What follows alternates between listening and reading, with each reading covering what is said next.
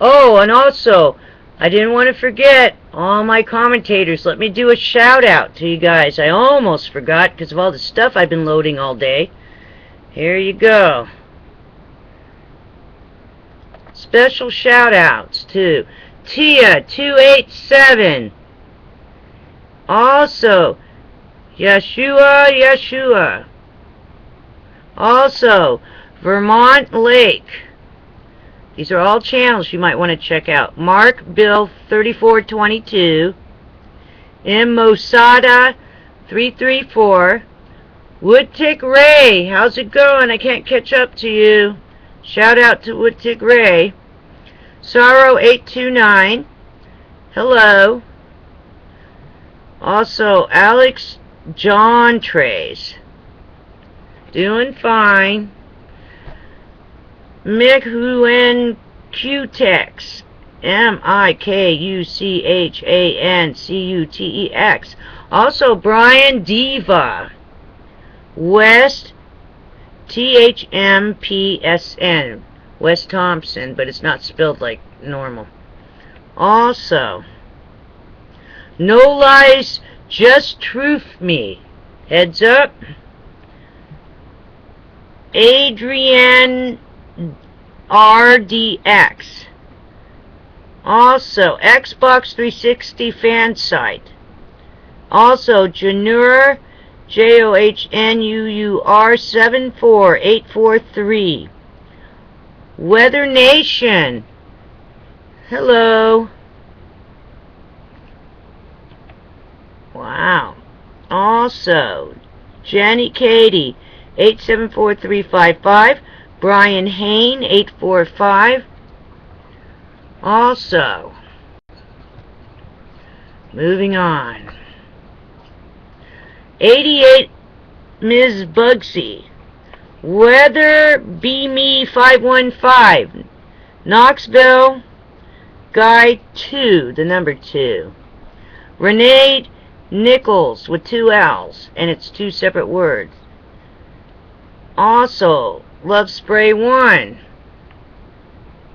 Also, let's see, Anthony McKeever, MCKEEVER, 2 words. Has It Happens. That's a cool name for a channel. Jimmy Richardson, heads up, Jimmy. How's it going? Gold Frosty 21. These are such cool names. Alrighty then. Take care, be safe, and stay tuned for the show. I'm going to add this in tonight, so take care. And thanks for all you commenters out there watching. Thanks for watching. Alrighty then. Let's go back and turn this off. Stay tuned.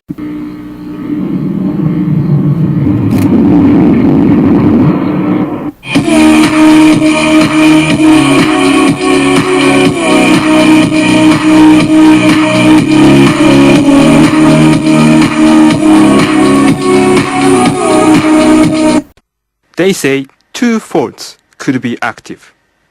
The plant's operators have a different view. They say cracks around the fault were caused by groundwater. The experts say there's little evidence to support that view. We don't have a thorough explanation from the utility. We'll have to listen to what they have to say. The regulators say they may need to check the structure of the plant, and they may ask managers to review measures to protect the plant against earthquakes. Those findings could keep the plant offline for some time to come. Operators say they'll conduct another additional survey of their own. We would like to confirm through our geological research that there is no active fault under the plant. Experts say the Tsuruga plant on the Sea of Japan coast may also be sitting atop active faults, and they are looking at 4 other nuclear facilities. 48 of Japan's 50 commercial reactors are still offline. the people who run the plants are working hard to prove they are safe. But the latest findings suggest restarting some of them may prove to be more difficult than some thought. Susumu Kojima, NHK World, Tokyo.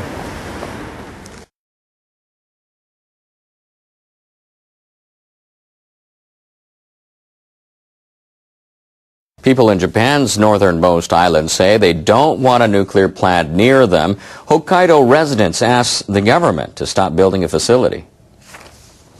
Electric Power Development Company, or J-Power, is constructing the plant in Oma on Japan's main island. The town is 23 kilometers by sea from Hakodate in Hokkaido. Work was stopped after the 2011 quake. It was resumed in October 2012. Heads of Hakodate and 5 of the cities submitted the request to the central government. I don't think there's any need for the construction to go forward. The mayor also said people are worried about the safety of the plant because it's just across the water. City officials say they're considering filing a lawsuit to demand a stop to the construction. John Kerry is just settling into his job as U.S. Secretary of State, but he's wasting no time demonstrating his leadership. Scientists in North Korea staged another underground nuclear test earlier this week. Now Kerry is urging world leaders to mount a strong, credible response. North Korea's nuclear weapons and ballistic missile program are a threat now to the United States of America because of what they are pursuing specifically, as well as to global security and peace. Kerry says he's also concerned about the nuclear program in Iran. He says Iranian and North Korean officials have cooperated on nuclear development. He says the international community must agree on what he called a swift, clear, and strong response to the test. Kerry has reached out to his counterparts in a number of countries. He says he's pushing for new sanctions at the United Nations Security Council. Advances the North Koreans made with their technology. Chiaki Akimoto heads the Japanese Bureau of the Royal United Services Institute for Defense and Securities. He says there's a clear link between the nuclear and missile programs. We have no information about the exact size of the device. But if these claims are correct, it could mean North Korea has tested a warhead to be mounted on a ballistic missile. Large nuclear weapons released from planes aren't considered such a big threat because of advances in anti-aircraft weaponry. But ballistic missiles are more difficult to shoot down, so they give nuclear warhead a strategic importance. That's why North Korean scientists are working on 2 levels, developing ballistic missile technologies and the capability to arm them with a nuclear warhead. Each of the previous nuclear tests in 2006 and 2009 occurred after the launch of a Tepodon-2 ballistic missile. And this time again, the nuclear test comes just 2 months after missile launch. One of the most difficult aspects of nuclear missile technologies is to develop a warhead that weighs less than 1 ton. This makes plutonium a more suitable material because it requires a smaller critical mass. By claiming success in detonating a more compact nuclear device, North Korea's leadership has made it clear it is seeking to develop a warhead for a missile. Given the limited amount of information available about the latest test, it's too early to rule out the possibility of a uranium bomb. As I just explained, plutonium is a better candidate for a compact warhead, but it has several disadvantages. One is the complexity of the trigger to detonate the device. The other one is the reliance on the nuclear reactor from which to extract the plutonium, which make a weapons program more difficult to conceal. A uranium weapon, on the other hand, requires a more simple detonator, and this material can be enriched underground in more secretive facilities. As early as the 1990s, North Korean scientists acquired uranium enrichment technologies through Pakistan. Since then, North Korean scientists have attempted to shift their emphasis from plutonium to enriched uranium weaponry. North Korea already has an arsenal of medium-range ballistic missile, the Nodon, once it developed a compact warhead, it will move significantly closer to being able to deliver nuclear warhead over Japan. And it won't be long before it can mount such a warhead on a missile capable of reaching the United States. In such a situation, North Korea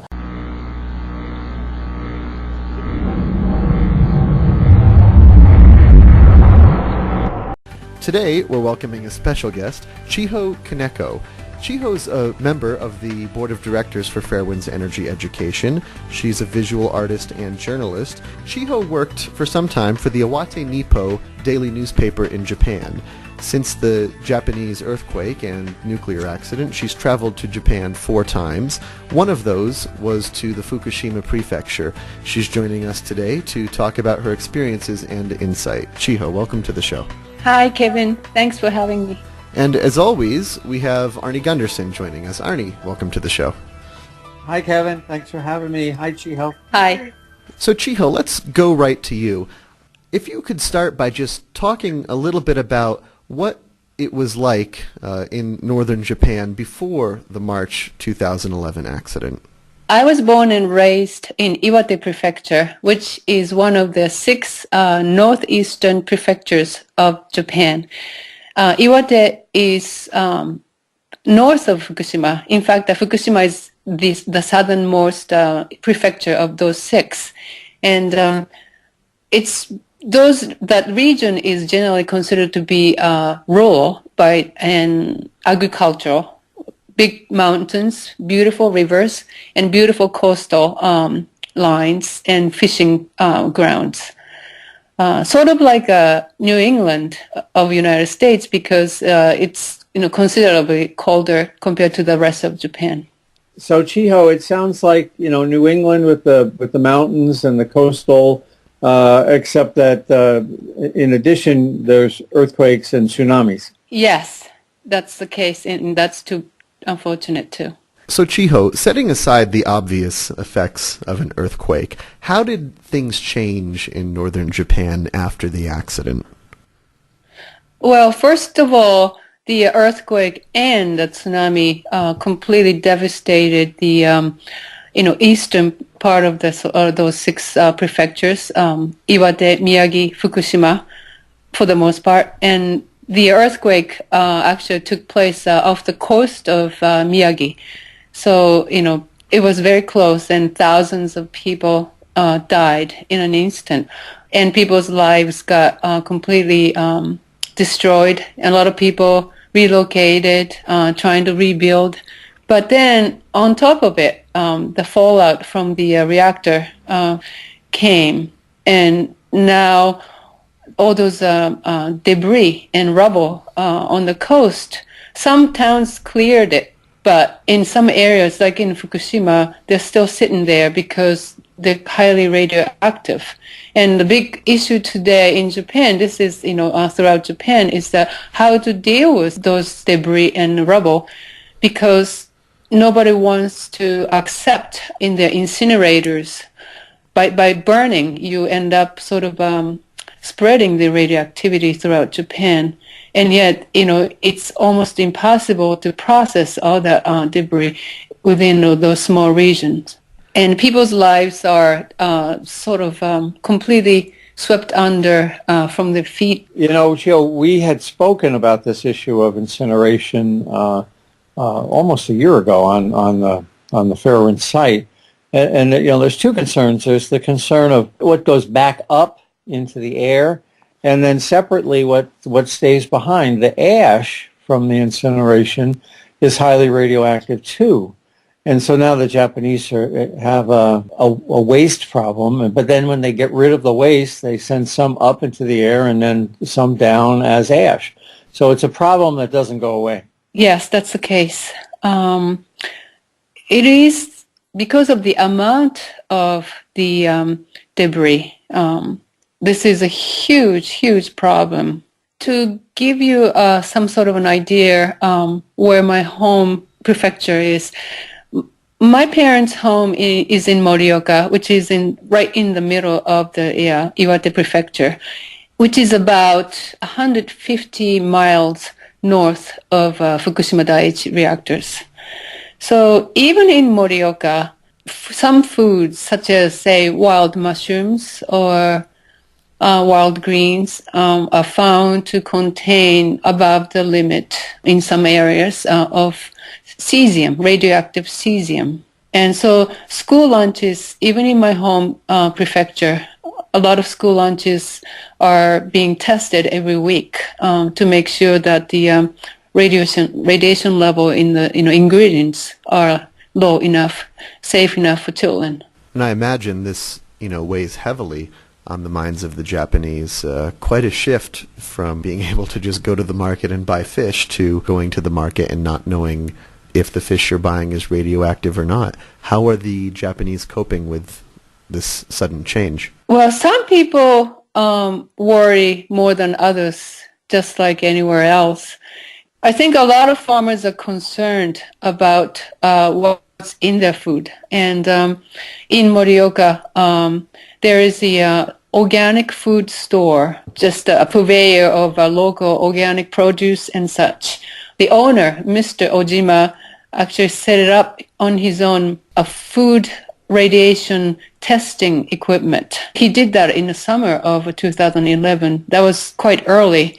And so to ensure that he could provide food, produce to his customers, and by saying that, okay, I've tested this food, so you can see what's in there. And people can also bring the food they want to have tested to his store for a nominal fee and see exactly, what's in that food. Well, that's fascinating. You go to a supermarket and, you might have the light bulb aisle and you might have the meat aisle, but here's a guy with a scintillation detector in his supermarket. That really changes the atmosphere in the store.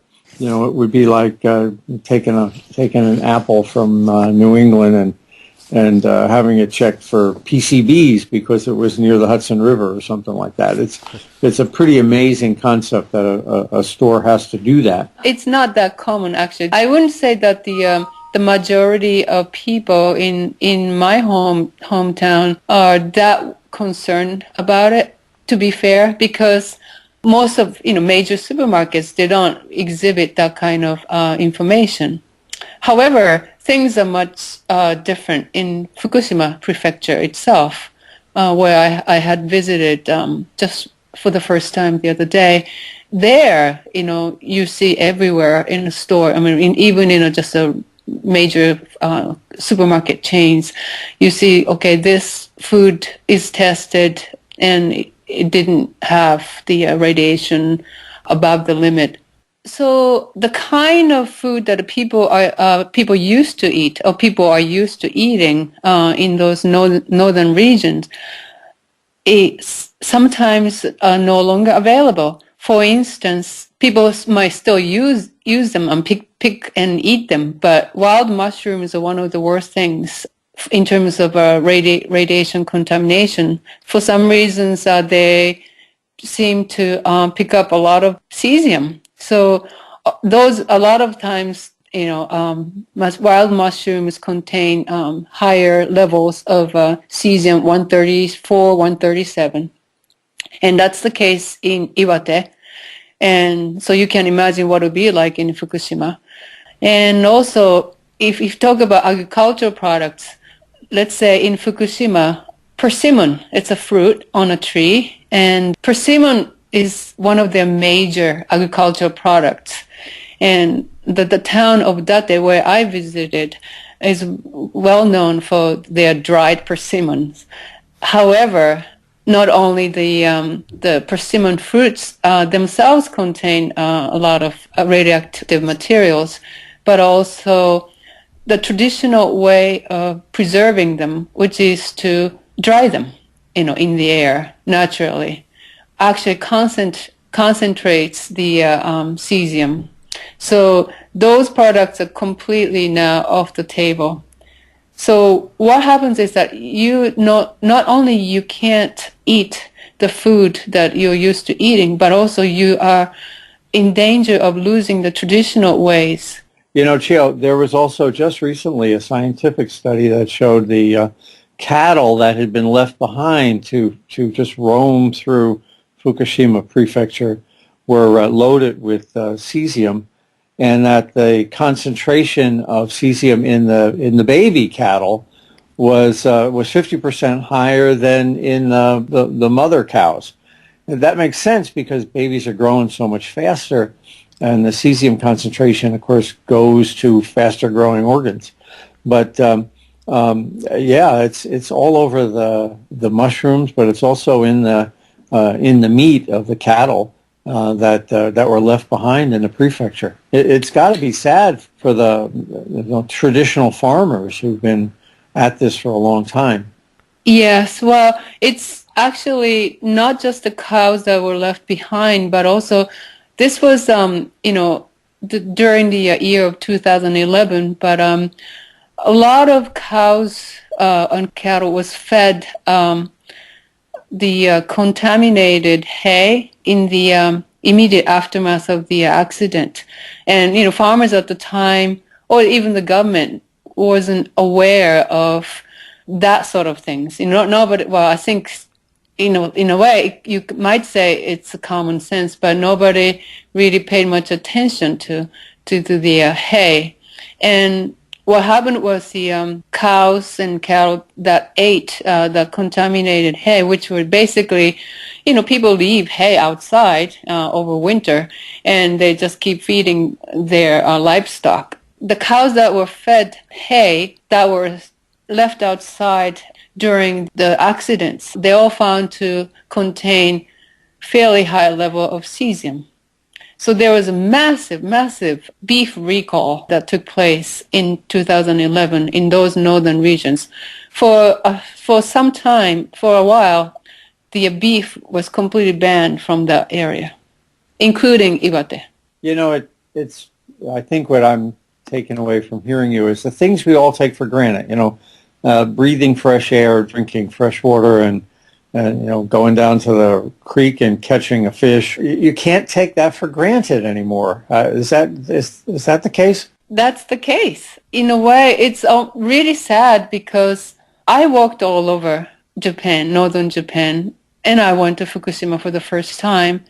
And at some point, I had this realization that by just treading on the contaminated soil, I'm actually transporting radioactivity to other places. And it's really sad to think that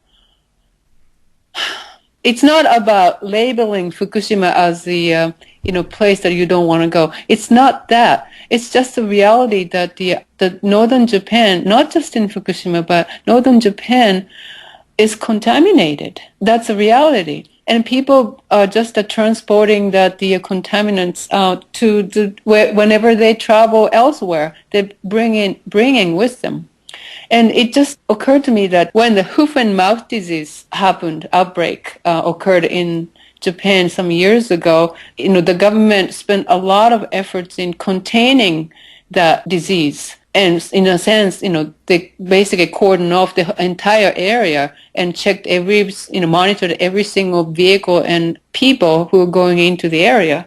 Well, you cannot see radiation easily. So what's happening is that there's a gradual and constant dispersing and spreading of radioactive materials inadvertently. Nobody wants to do it, but we're all doing it.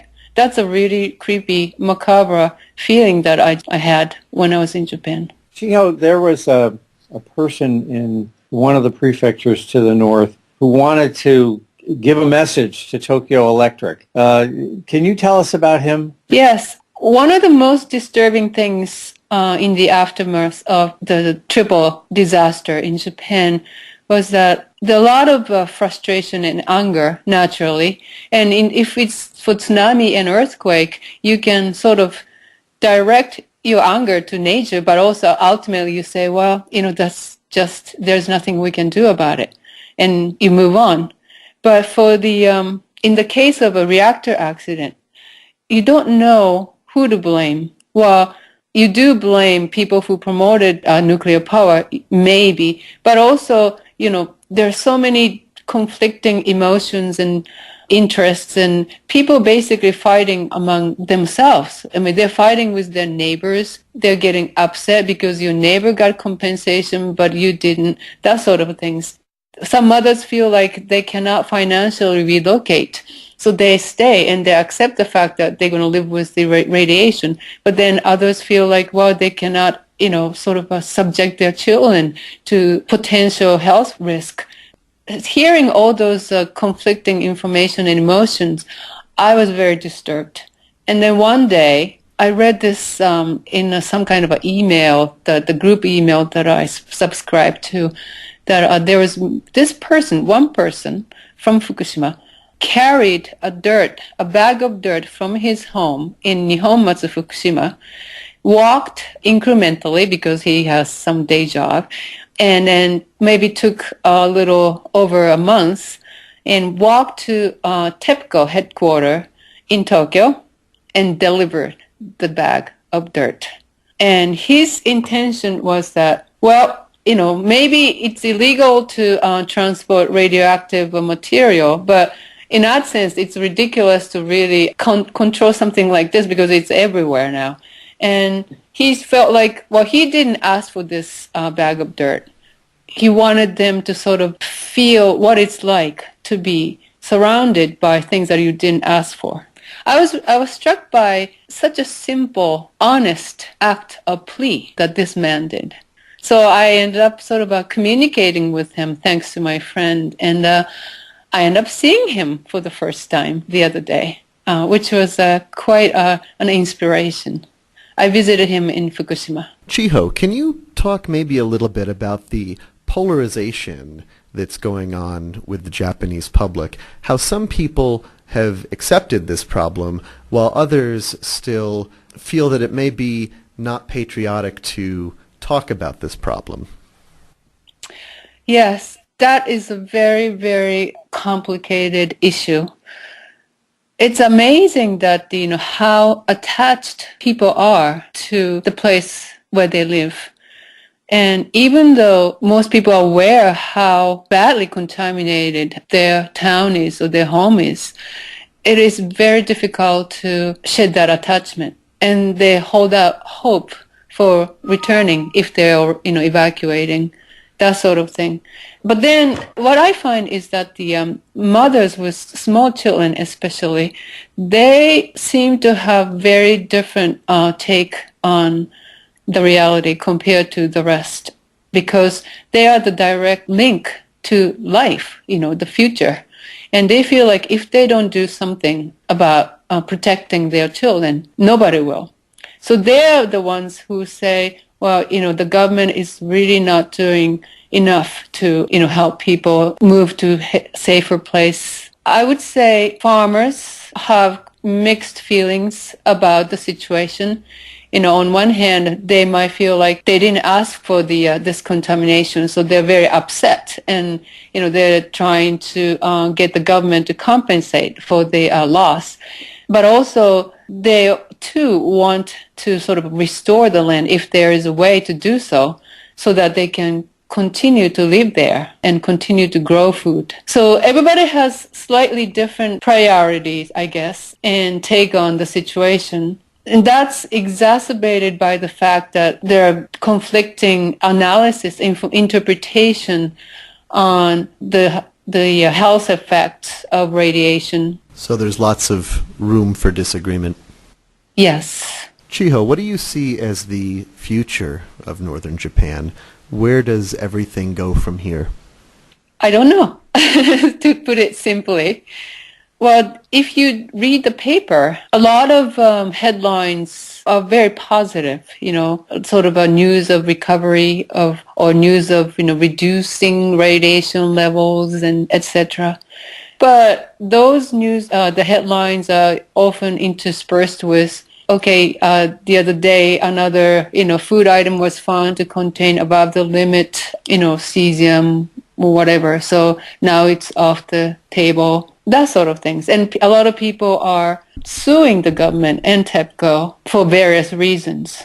So I really don't know what's in store for the future I think we are at a lull between two storms. I think we had the first storm of the immediate after effects of the accident, and frankly, it's too early to get the cancers yet. The latency for thyroid cancer is a little more than 5 years, and the lung cancer is 5 to 10. So I think we've seen this horrific accident, and there was anger and fear, and now we're in this period when maybe it's the eye of the storm, but the next wave is coming, and what my concern has always been is that people were needlessly irradiated, and now, of course, unfortunately, the Japanese are going to be reporting higher than normal cancer rates. That's going to be life in Japan for a long time to come. One thing that some people are very concerned about is, of course, what's going to happen to their own health.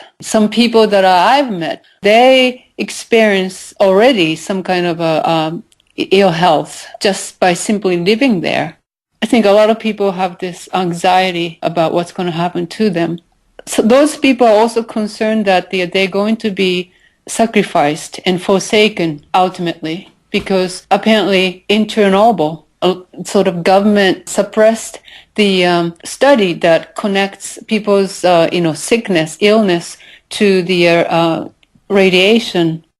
Official study indicates that the health effects were not that bad. And so people in Fukushima feel like the same thing's going to be said about them in the future. But then reality actually might be different. So those are really palpable anxieties and fears that I sensed while I was in Japan. Let me just talk to that just a split second. There's a symposium in New York City on March 11th and March 12th. We'll have more information up on the website. But while the official sources are quoting one line of thought, in fact, there's a large group of scientists who've already documented problems developing in Fukushima. These same scientists documented problems in Chernobyl. And some of them were actually thrown in jail for 5 years in Belarus as a result. So when I hear about the official numbers coming out of Chernobyl, frankly, there was such a massive cover-up in the Ukraine that I don't believe any of the official numbers. And I think this time is different. We have a chance using the Internet and citizen scientists throughout the world to really document what's going on in Fukushima, like we never did at Chernobyl and like we never did at 3 Mile Island. So, that's really why we started the Fairwinds website and why Chiho's on the board of directors, is to, one, keep the public aware, and to, two, get the public's information so that it can be disseminated through symposia like the one in New York City in March. Well, Chiho and Arnie, thanks so much for joining today. It was a pleasure. Thank you. Thanks, Kevin. And that about does it for this week's edition of the Energy Education Podcast. You can catch us back here next Sunday and every Sunday for more on what's happening in the world of nuclear news. Also, don't forget to like us on Facebook.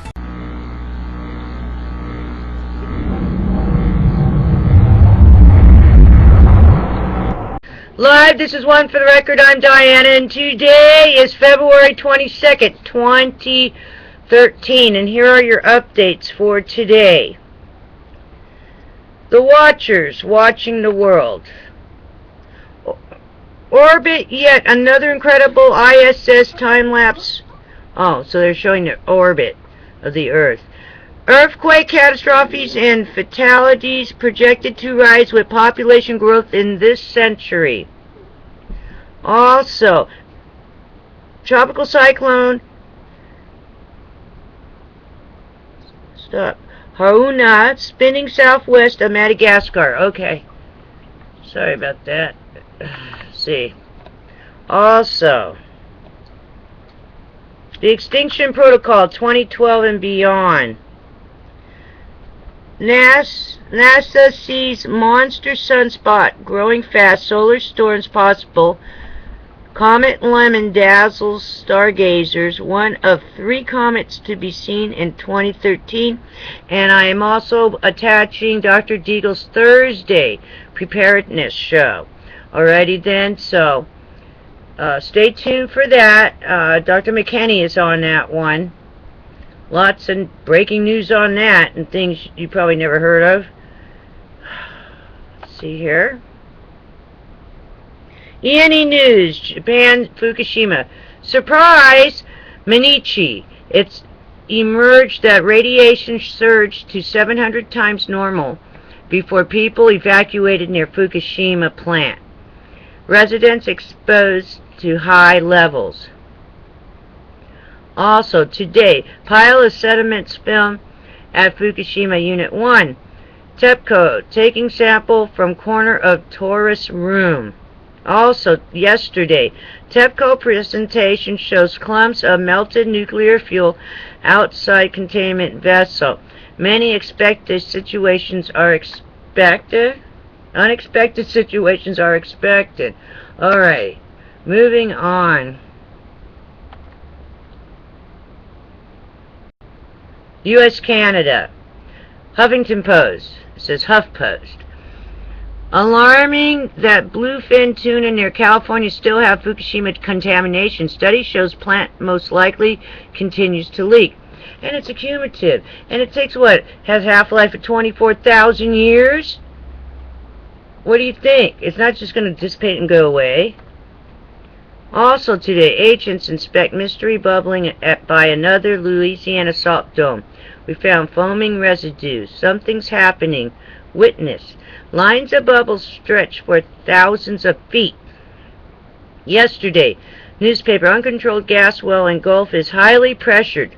New flyover area, numerous work and supply vessels. Alrighty then. It's 5 days down. We've made it. I've moved my computer desk and moved some stuff around the house, so different view today until I prop this up a little higher. Take care, and I'll see you again on the flip side. Always be prepared and be safe. I'm attaching stuff on Fukushima. You got yesterday's Dr. DEAGLE Nutrimedical report on preparedness, and also about all the asteroids and comets and everything and what's really going on. And I'll try to get his other show on tomorrow, because this show is going to be very long as it is. But if there's any breaking news, I will post it if there's something like extremely crazy that happens. Take care and be safe.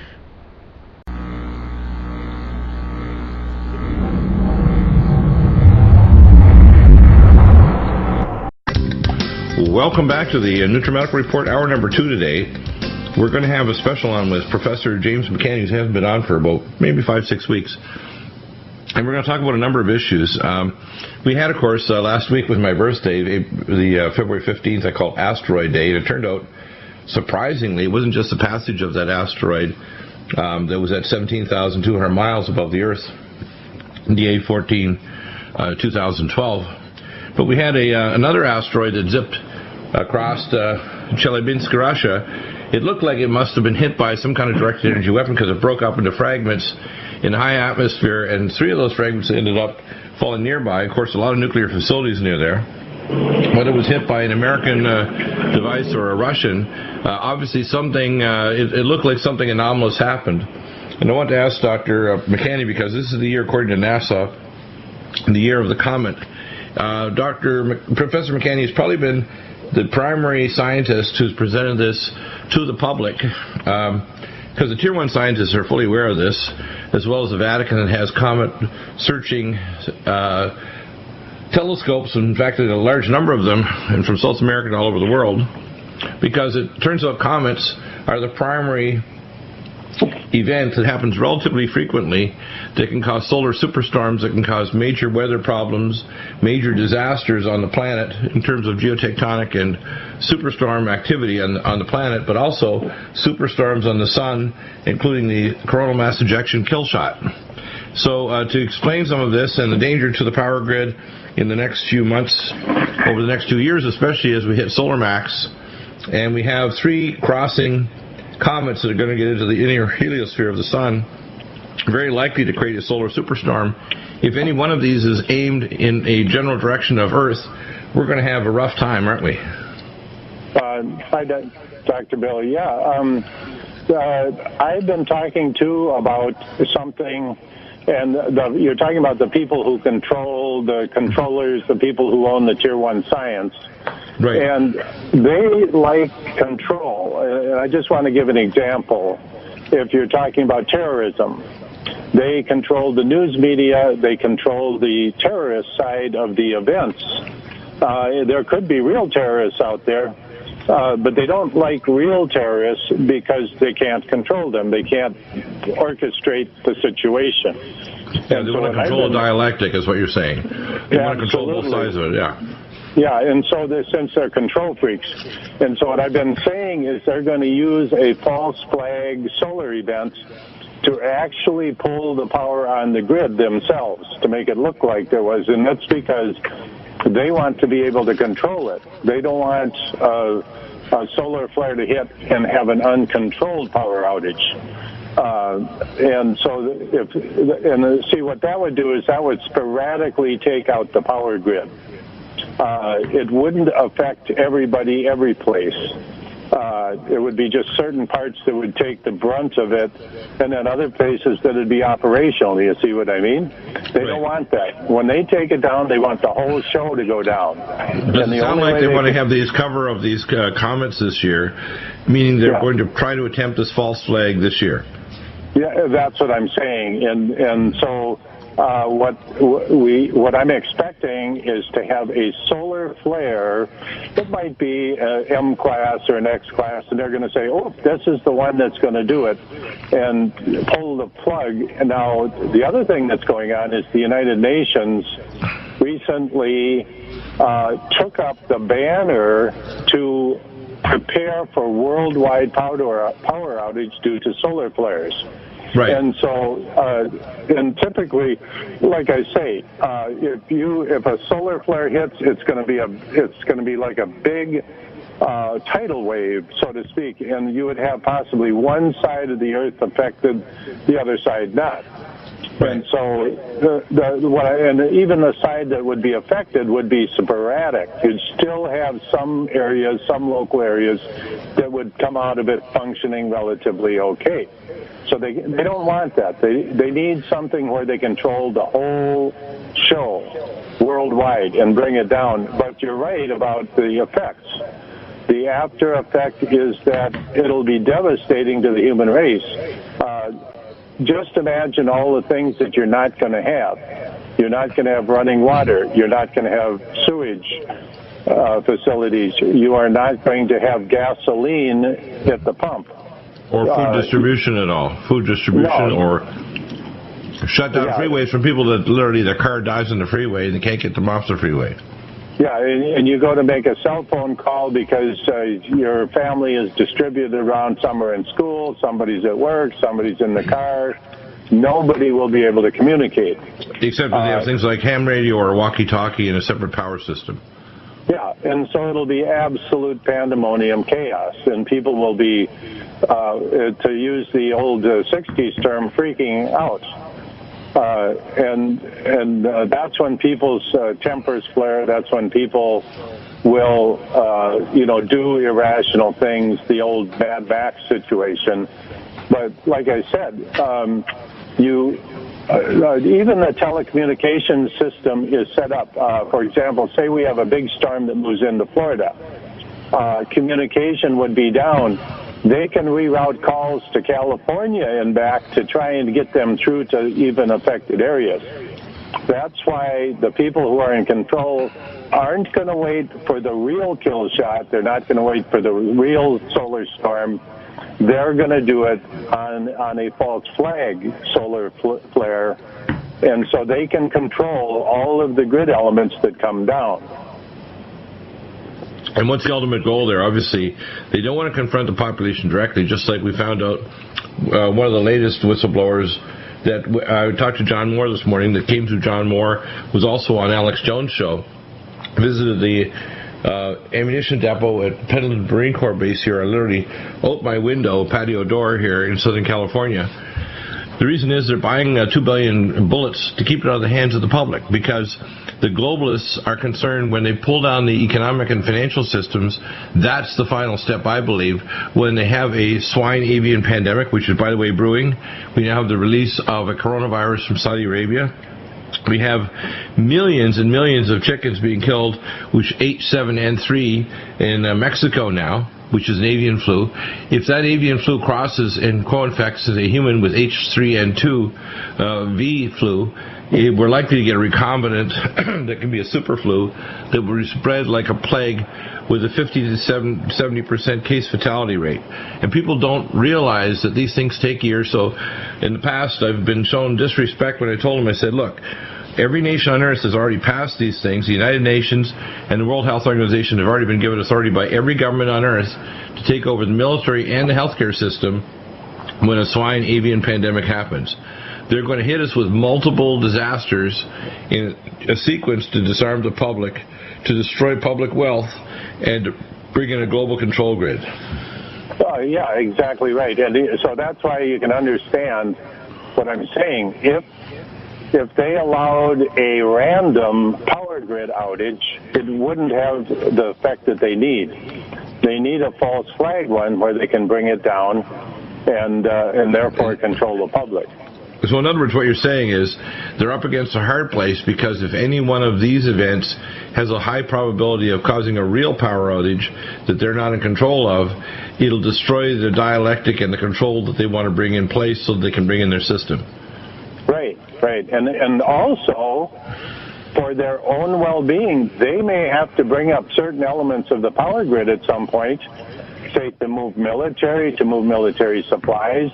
They need control so they can do things they want, because they need electricity too. Right, and the fact is that the power grid was not hardened on purpose.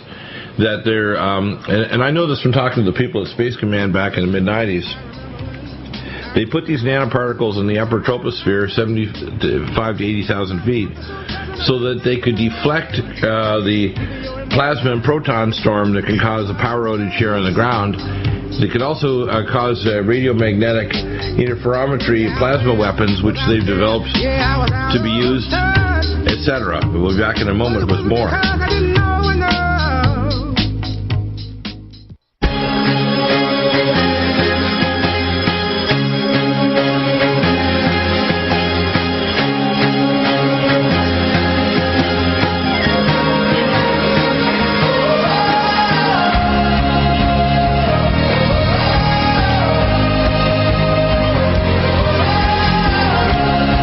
Welcome back to the Nutrimedical Report. If you actually look at one of my favorite shows on television called Doomsday Preppers, you'll see a lot of the preppers think that there's going to be a financial collapse. In fact, I saw the latest show was dealing with a gentleman from Alaska who sells some very fancy boats. One of them actually had a bottom that's made of materials that's used for bulletproof vests. And his buddy made a shelter that can stand 200-mile-an-hour winds, and even one of the new dome shelter he built is even bulletproof from high-caliber weapons. These are Alaskans that are what I call the prepper's prepper. I mean, they'll survive the end of the world, to be honest with you.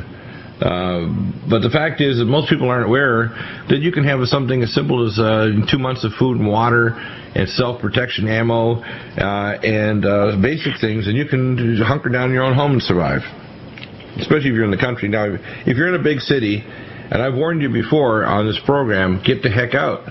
No one should be living in any big city. You can live on the outskirts and commuting in, but you never should live in any big city now in any country on earth, considering the fragility of the power grid, transportation, communication systems, and the fact that you need to be able to protect yourself from roving gangs of people who are going to try to get your stuff at gunpoint in order for them to survive, because they haven't prepared.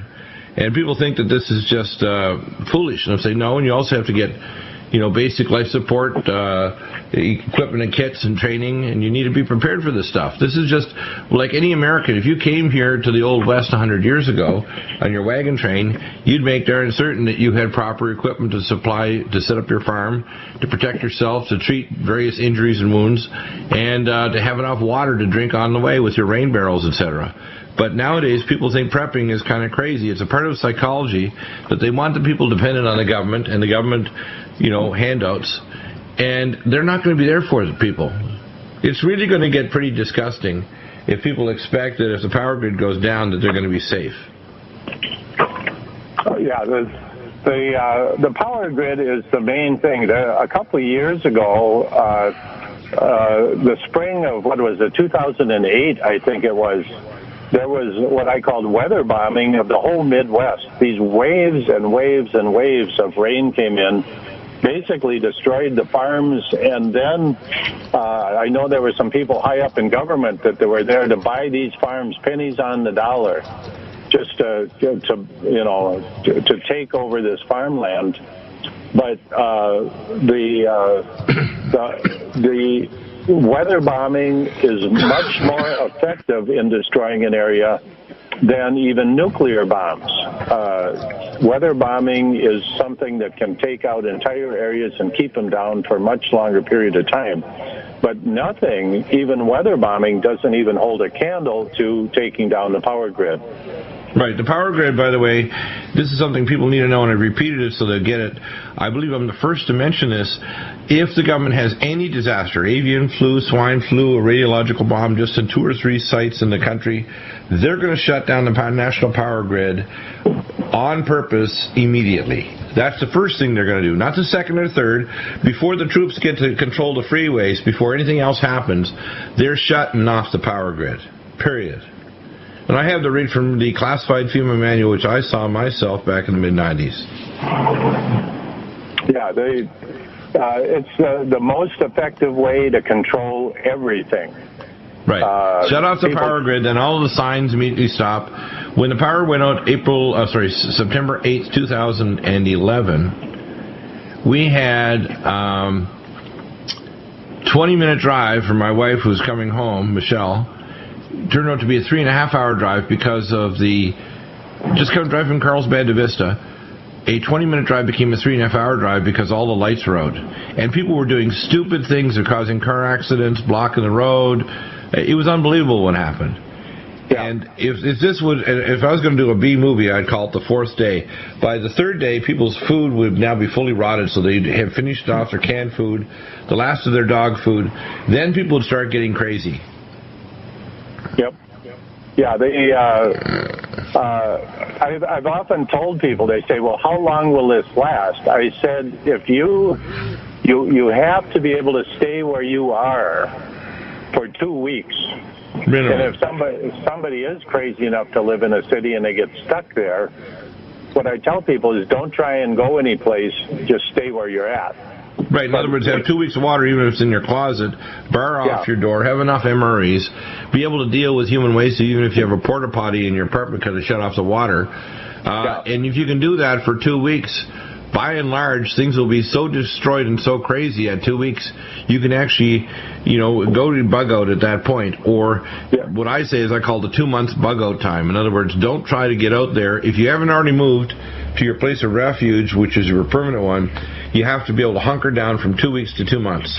At the end of 2 months, things have decayed so much that basically there's very few survivors left, and you can deal with the rest.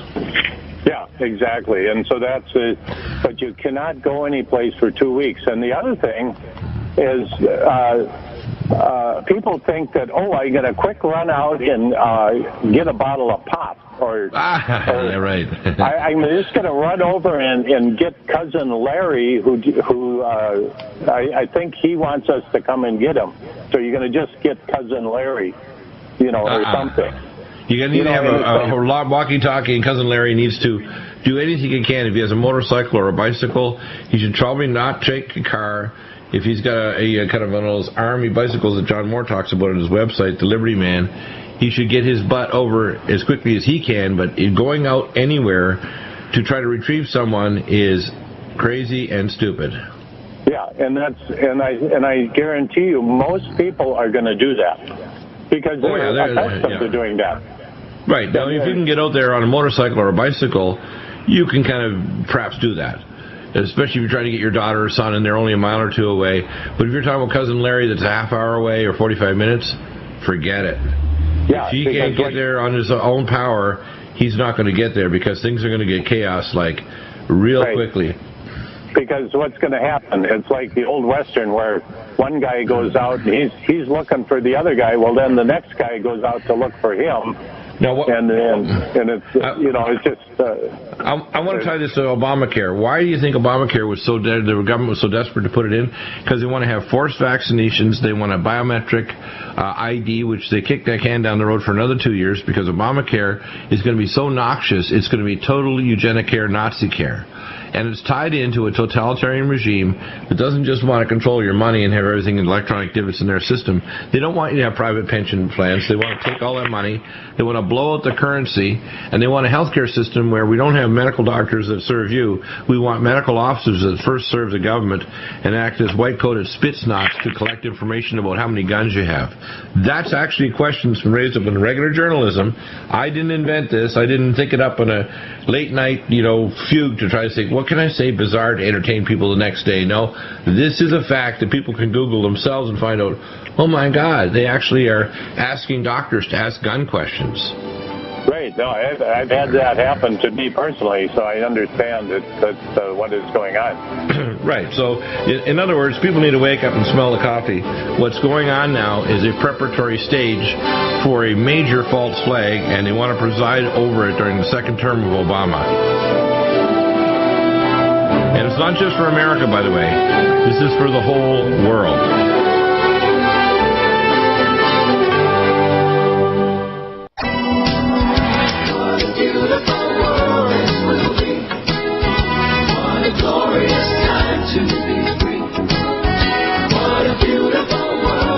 Welcome back to the Nutrimedical Report. One of the most important things to be prepared is to take care of your health. That's why we appreciate all those people out there that get all their nutraceuticals exclusively from Nutrimedical.com. We want to thank you from our recent sales that we had over the President's Day weekend and my birthday right through to President's Day on Monday. We want to thank all those people that take care of their health because our primary goal, the best prepper advice we can say is to prepare your neighbor. If your neighbor's prepared and you're prepared, society will survive. We'll have a civilian defense militia. You'll talk to your local sheriff. You'll take gun courses. You'll have proper protection. And the country won't decay into chaos. But if you don't have civilian protection, if you don't have a civilian militia, if you don't have preppers, you don't have a situation that's survivable.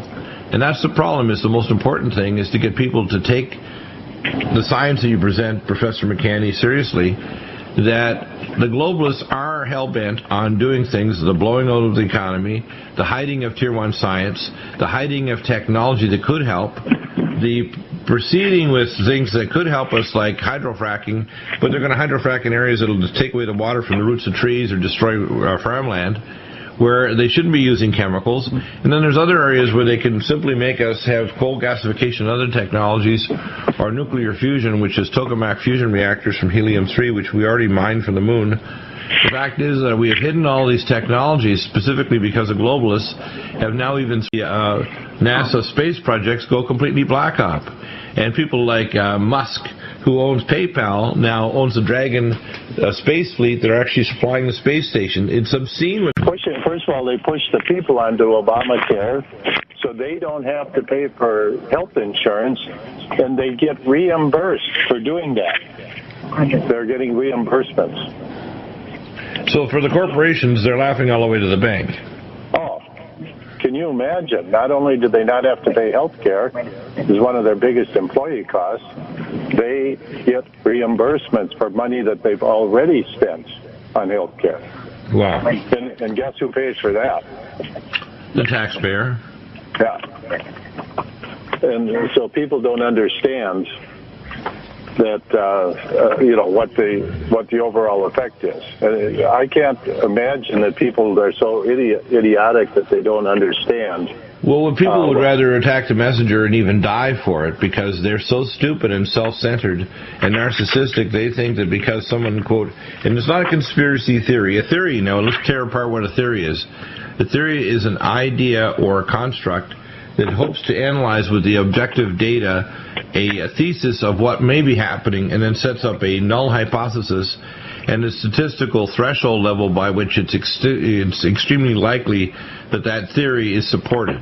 And the test is called the Zeta test, which is the simplest form of the, quote, theory. and then null hypothesis. The fact is, people don't adhere to the fact that when you have straight-up facts, it's published in their own words. It's no longer a theory. You don't need a Zeta test. You've got their own words, whether it's various papers from the United Nations, the World Constituent Parliament Association with Dr. Isley, whether you had a look at the World Watch Institute or others.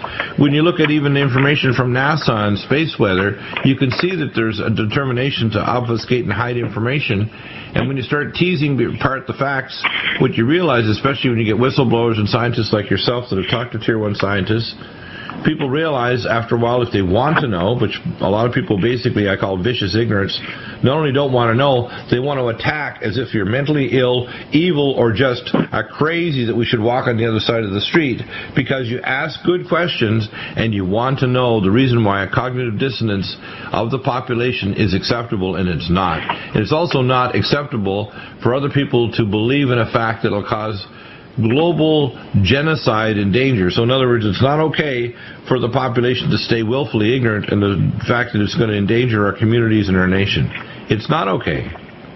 Yeah, my latest book is The Diamond Principle, and it talks about exactly that the biggest problem in the world is the ignorance of the American public. Right. Because that's where it starts, and that's where it grows, and that's where the other 250 countries of the world are just absolutely devastated because of the ignorance of the American public. Right. Well, of course, they watch the regular news. Regular news is useless. Fox News is about 10% is even partially worthwhile watching. Most of it is pablum or trying to make people have a emotional catharsis with no action. Yeah, exactly. And it's like the churches also. You go to a church and the people leave and they go, I feel so good. I feel so good about the sermon, and I feel good. And it's like, gee, I bet you paid more money too. You know, they don't. A real preacher, you would leave and you would not feel good. But they don't. Yeah, in other words, people want easy believism. They don't want to realize being a real Christian, for example, is a special forces thing. I like our church in North County because it makes you feel, in fact, I remember the lecture given over Christmas is called A Crappy Christmas.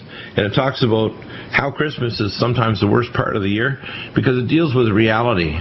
And the fact is, when you're listening to this program, people say, well, you must be a negative person, DEAGLE. Why do you say all this stuff? It's because I'm the ultimate optimist. I face the absolute objective reality of how far down the rabbit hole we've gone, and I know it's solvable, but the time is getting very, very late. We're smack up against solar and galactic events that are going to cause extinction level activity on the planet. We know the globalists are in a panic because they're like the white rabbit with their pocket watch saying, I'm late for a very important date. And they haven't got their global controls in place before the real disasters strike. They want absolute control so that they can be the masters and basically the continuers of a civilization on Earth. Right. And that's what's going on, is that they basically see themselves as the saviors of mankind, or a small seed stock of mankind, rather than trying to help the population to survive what's coming. They're actually interfering with the spread of truth and technologies to help humanity survive what's coming. I've always said that the one thing they fear most are big comets, because and we're going to see them this year, and that's why NASA right now is doing serious damage control, trying to say little snowball, wispy little 10 feet across, don't think it's big, it just looks big. Because the people in power, the globalists, know that when everybody looks up into the sky and sees that big baby up there and it fills up the entire sky in daylight, they will not be able to stop the public from realizing that the globalists do not have control over that. And they're such control freaks, they have no way of preventing the public from realizing, and that's why I get a lot of grief, is because I'm telling people that's a real comet. That's a plasma discharge comet. We've got one coming in right now. Comet C 2012 F6 Lemon, it's called. It's when will that be by the way? The C 2006.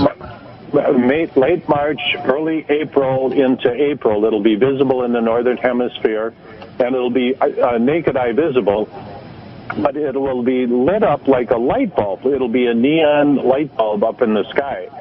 And so they're saying that's why when the last time we talked, I had a bad connection, but I was talking about this comet lighting up like a light bulb. Well, what dates is it going to come by, Professor McKenney?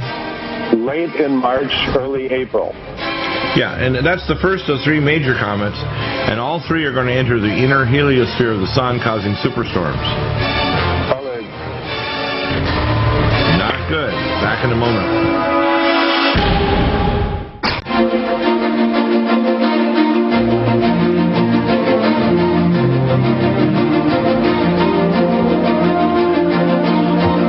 Welcome back to the Nutrimedical Report, and Professor McKenney, you have a new book out now, Professor McKenney. Tell us about it, and of course they should visit your website, which is jmccsci.com. Jim McKenney Science, jmccsci.com. What are the titles of your new book, and when will they be out, and how can they obtain them? Okay, the new book is in what I call pre-release right now. And so what I have is basically a sale. I never released the title until the release show. That's being scheduled right now. It'll be within about the next week. But the book will retail for $17.95. It's an ebook. It's a continuation of my science series of books. But right now you can buy it in pre-sale and pre-release sale for $12. Or for the people who have not read my other 5 books in the science series, if they buy all 5 of those in ebook format, which is $65, they will get the new book free. And about 1 hour before the release program, it'll be a radio program, all these people that buy in the pre-release will get an email, and so they can download the book at that point. So that's what's the title of the book again? What's the title of the book again? The new book, I'm not releasing the title until the release date. Okay, but it'll be on jmccsci.com, or will it go to Amazon or somewhere else? No, there won't. I never sell on Amazon. It'll always be on my webpage, the jmccsci.com, and people can go there, like I say, right now and buy the book and get it for $12 instead of the $17.95. Or if they buy the complete set of books, the already available 5 books, then they will get the new book for free.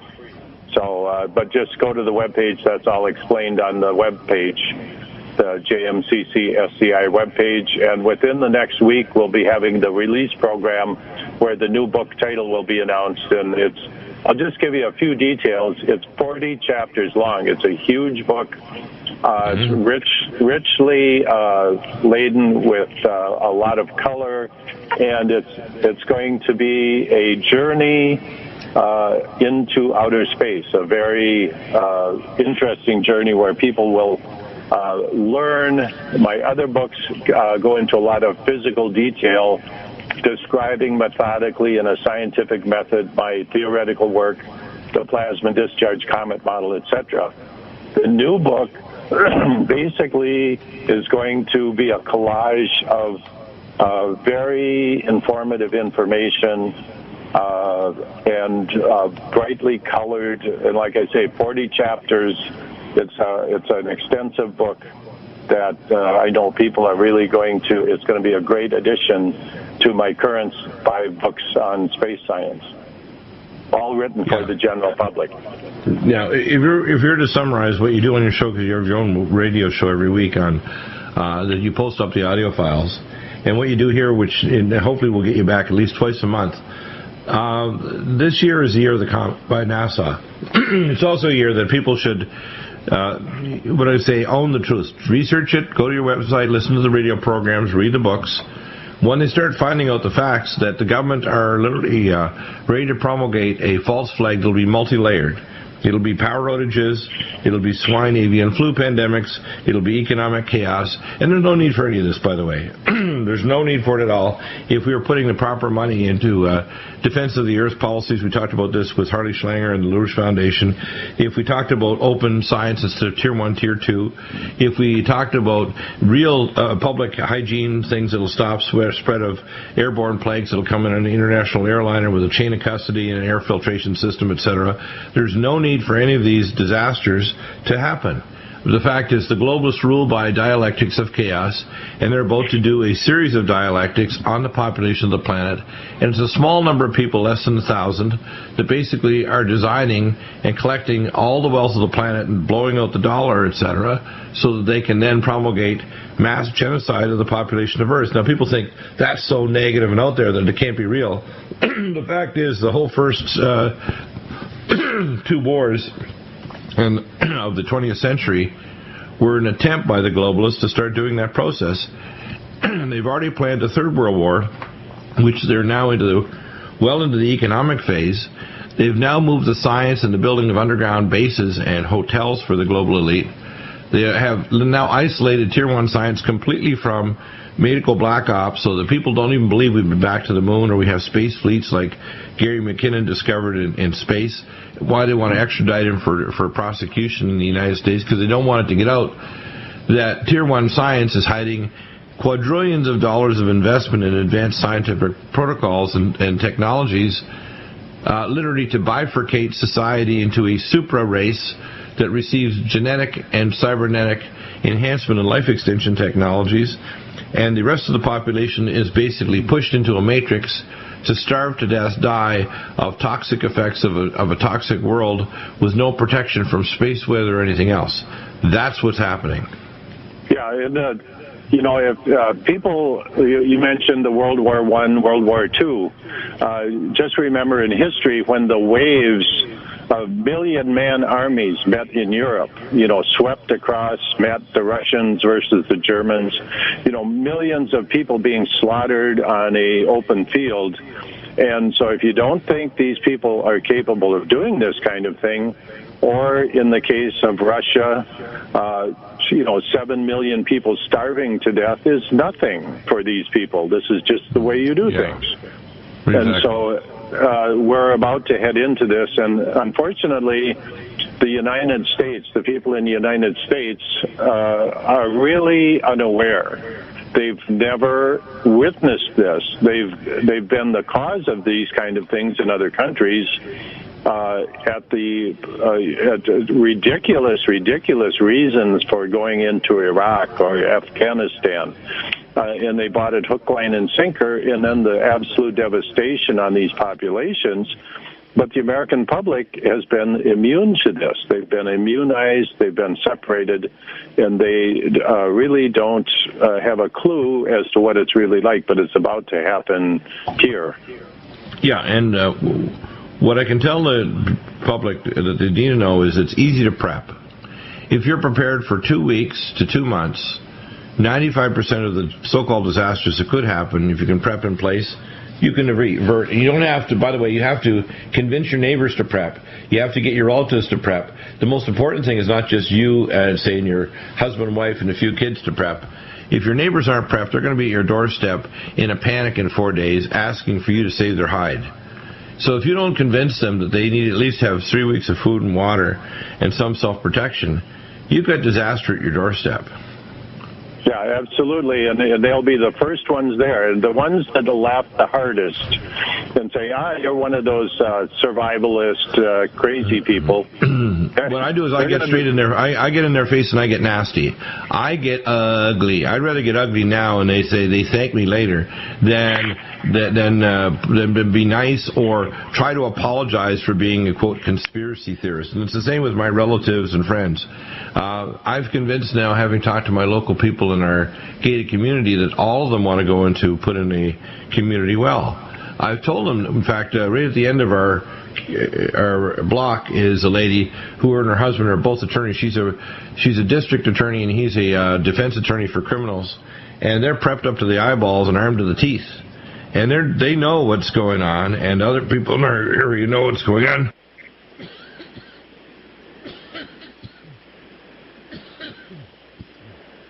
So, Dr. McKinney, what do you tell people to prep? Basically, you need 6 months, I say, but basically you could have 2 weeks worth. Minimum, absolutely minimum of 2 weeks, but you need water. The first thing you need is water. The second thing you need is food. You need clothes. I tell people also, you'd be surprised how few people have good shoes. Simple things like this, but after the shoe drops, so to speak, you're going to need shoes. You're going to need to get around on your feet. How many people have many pairs of good shoes? Yeah, and or work boots and overalls and things like that to deal with the breakdown of the power and God knows what kind of weather, and et cetera. Right. Amazing program, and we're going to be back in a moment with hour number 3 with Tim Alexander and Chris Harrison, nuclear expert. That's his radio name. He's one of the NRC consultants. In fact, right now he's actually working on a project for the South Korea nuclear reactors. When we put information on the show, we're not doing it for bizarre entertainment. This is not late night TV or radio. This is the way it is. And don't believe anything we say. Just ask better questions. Research it yourself. When you own the truth, do something. Prep your body with NutriMeds. Prep your house. Get yourself ready. 2013 could be the year.